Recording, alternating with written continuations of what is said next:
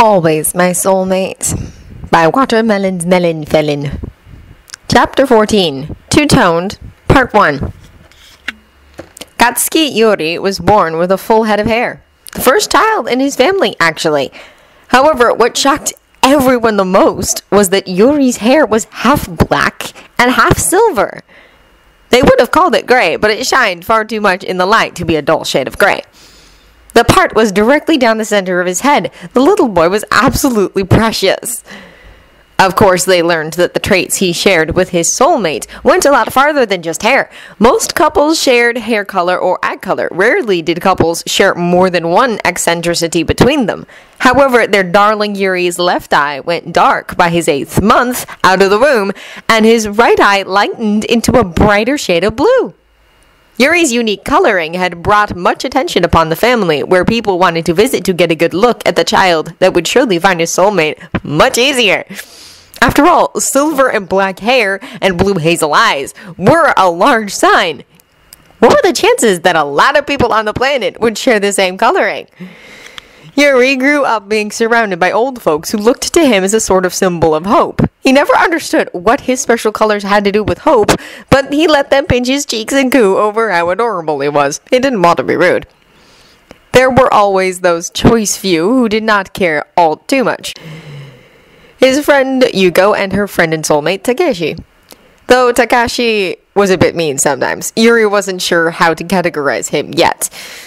Yuri's ballet instructor Minako liked his colors but was more focused on his ballet skill and flexibility. His parents and sister adored his colors.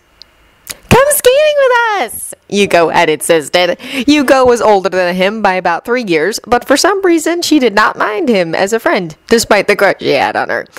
She thought he was sweet. Takeshi didn't feel threatened because he and Yuko's hair was a very obvious sign that they were soulmates. There was no contest for either of them. Not that Yuri had the courage for that. Anyway, what if I'm bad at it? He asked, sipping the rest of his juice up until the straw only caught air. "No one is perfect immediately," Takeshi scoffed. "You gotta practice to get good. Just come on." Yuri went, and he found a love he never thought he'd have. Minako sensei supported the shift in his passions and still trained him, because figure skaters often took gymnastics or ballet classes anyway, because keeping fit and limber was the objective in order to accomplish the rigorous training necessary for skating. Yuri loved it. He wouldn't give it up for anything. "Yuri, I found a new skater to love, and he looks like you!" The small boy winced at how loud Yuko was being, despite standing right next to him. Takeshi was following not too far behind her. The look on his face was priceless. Yuko brandished a magazine in his face. "His name is Viktor Nikiforov, and he is an up-and-coming Russian prodigy. Look at him!" Yuri leaned in closer and adjusted his glasses a bit in order to see the photo clearer. His mouth promptly dropped. This Viktor Nikiforov had silver and black two-toned hair, and his eyes, they were hazel and blue, like Yuri's were. "He has to be your soulmate!" Yuri was already denying it because it just couldn't be true, right? Not someone like that. "Don't give up, Yuri," said Yuko, unnaturally excited. "We just need to draw in his attention." "What?" She said nothing more on the subject. That didn't lower his worries. Yuko was evil when she got ideas. Years and years of practicing had led to Yuri doing something at the behest of Yuko. He entered the Chugoku, Shigoku, and Kyushu Championship for junior figure skaters. She had insisted, telling him that he was incredibly talented and that he needed to express himself, that defeating the competition would give him the confidence he needed to perform even better than he already was. Yuri simply wanted to skate. He was confident in his skills at present, but against others his age or older, he wasn't so certain.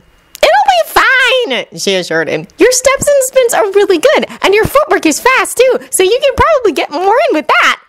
"Yeah, but my jumps need work." What you need to do is stop doubting yourself," Takeshi said with a frown.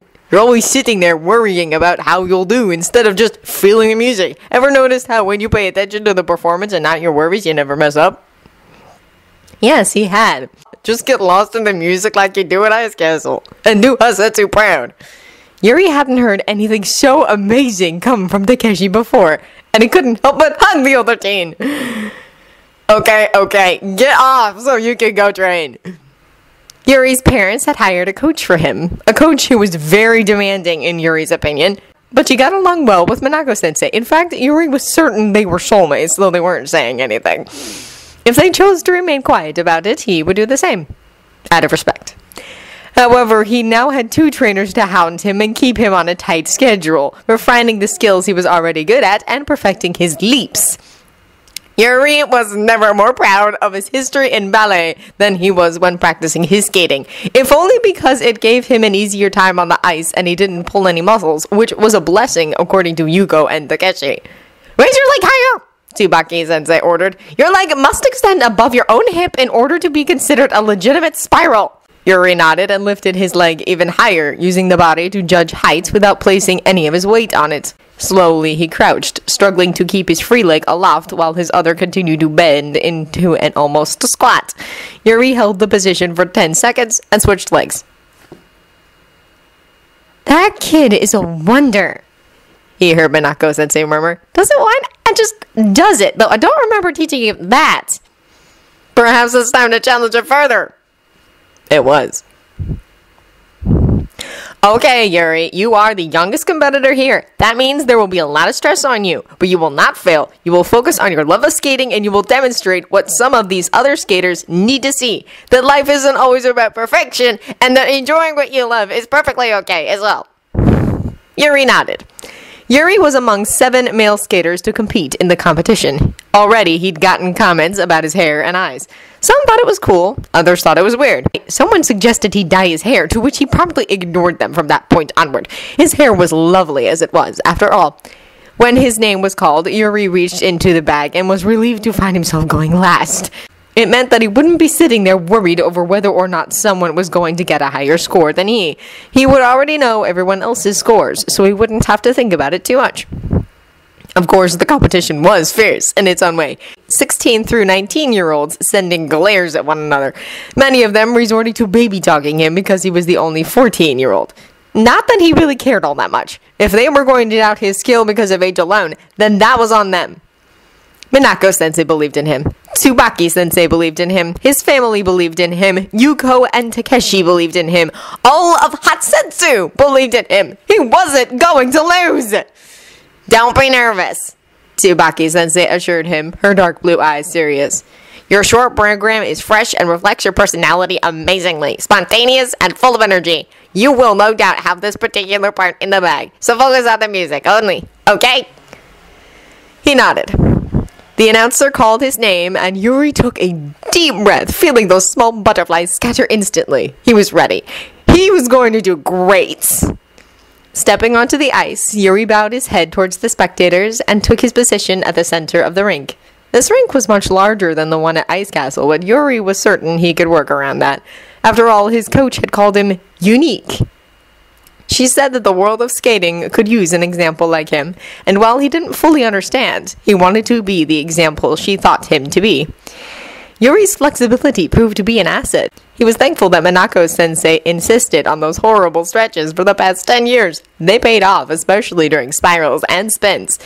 Yuri paid the commentators no mind. He was simply allowing the beautiful music help him tell the story.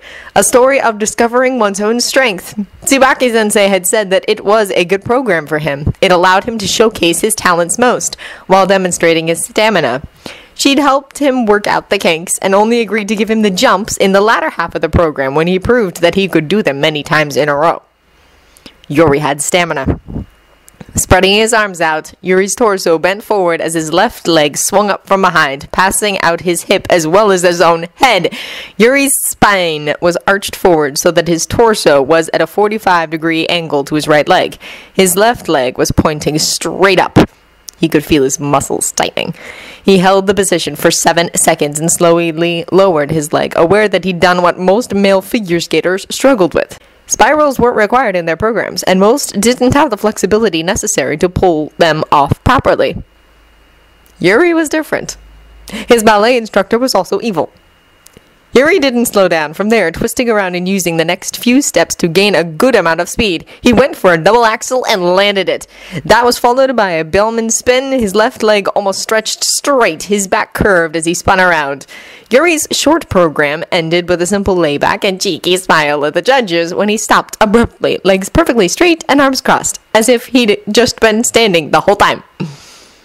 And to be honest, he was only slightly winded. Short programs were easy. Free skating was where the true challenge lay. But he was excited for it. Yuri's score ended up being 98.94. And Tsubaki said about squealed his ear off. He could only imagine Yuko's reaction. He had the top score in the short program. Yuri ended up winning the competition with a combined score of 238.12. His free skate had come out to 139.18, which was good, according to Tsubaki-sensei. Combined, it was the third highest score for a junior skater. That made him want to break the record so badly! But one thing at a time, of course. He'd have to do a lot more practicing, because while he managed a triple axel in his free skate, his landing was just a bit off, and he knew that the rest of his jumps needed work. Still, this was good. This was progress. And Yuko's prediction that it would boost his confidence in himself and his performance was spot on. He shouldn't have doubted her for a moment. Yuri competed in a few more competitions, where he won both silver and gold, before he was suddenly told that he'd received an invitation to compete in the Japan Junior Championships. Tsubaki-sensei broke out the hell then. What he thought was difficult and grueling training before suddenly became a lot harder. The woman had demands, and neither she or Monaco-sensei were going to go easy on him. He might have cried a few times, and also may have soaked in the onsen for far longer than necessary, but Yuri felt it was worth it. There was something about skating that just took his breath away, besides the rigorous exercise involved, of course. They gave him such a demanding work because they felt that he could handle it. It was that sort of faith that helped him push himself forward, onward, beyond pained feet and throbbing body parts after falls. Yuri had the potential. He just needed to see it through. Viktor Nikiforov hadn't considered much beyond his chosen sport. In life, things were relatively nice and easy for him. He didn't have struggles or worries. Life was good. He had friends, he had family, he had a soulmate, and he had talent. So what was there to really worry about? There are 2 Japanese juniors competing this year, he heard Yakov say. These past few years they've had some talented young men competing, so we need to keep our eyes on them. Interested, Victor tiptoed on over to where Yakov was sitting, discussing the upcoming World Junior Championships with his younger skaters. There is Yuri Katsuki, the one the Japanese are currently excited about. And the Hanzu Kishimoto. Kishimoto is 18. Katsuki just turned 15. They chose a 15-year-old to represent them? Victor asked, interested immediately. Such a daring move was rarely heard of. Yakov merely grunted.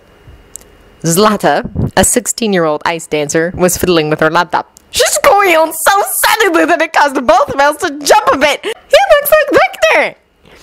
Victor grabbed the laptop and found himself staring at what could be his Japanese doppelganger. Katsuki Yuri's hair looked just like Victor's did, except shorter. His eyes were different colors, just like Victor's were, and Victor could tell that it wasn't because of contacts. The blue eye had a green ring around the middle, like Victor's. Something that couldn't be replicated by current contact lenses. Your soulmate is a figure skater too! Zlata screeched, clapping her hands excitedly. You're literally perfect for each other! Her eyes were distant with no doubt romantic scenarios. Victor had already clicked on the skater's name, interested in learning whatever he could about them. He did the math from the birthday and found that the day his eye and hair changed colors matched with the other's date of birth. Yuri Katsuki had won silver at the Japan Junior Championships. He'd been only .07 away from the gold medalist, which was impressive. Also, he'd managed to set several personal high scores, as well as take 3rd place overall in the junior short program scoring. His info bar listed him as a ballet dancer first and foremost. His instructor of 11 years was listed beside him. Then he was listed as a figure skater with only 5 years of experience, and his coach, who had only been coaching him for about a year now, was also listed. There were screenshots of photos of Katsuki Yuri from the paper and various photos of sightings of him around his hometown of Hasetsu, where the locals referred to him as a miracle child for his two-toned qualities. Katsuki Yuri owned a pet poodle that was nicknamed Vic. He liked to eat katsudon. He skated primarily at Ice Castle Hasetsu, which was less than a quarter of a mile from his home. It was owned by a friend's family, and he skated for free whenever he liked. Yuri was single at present, loved the color silver, and hated those who quit without trying. And Victor? Victor was taken. I want to meet him! Yakov's yelling was ignored as Victor pranced out the door. Yukon! There is someone here to see you! Yuri just barely got himself. He'd almost tried for a triple axel and just managed to stop himself. He would have fallen, most likely. Could have hurt himself terribly as well. When he looked up, his line of vision was caught on one particular person. Not Yugo, who was standing right beside them. Not Takeshi, who was openly gaping a few feet away from them. No, his eyes were settled on that person. A person who should not be in Ice Castle, of all places. A blinding smile was sent in his direction, teeth whiter than any white Yuri had ever seen. Hello, Yuri! I'm Victor Nikiforov, and I would like to get to know you better. His heart may have exploded.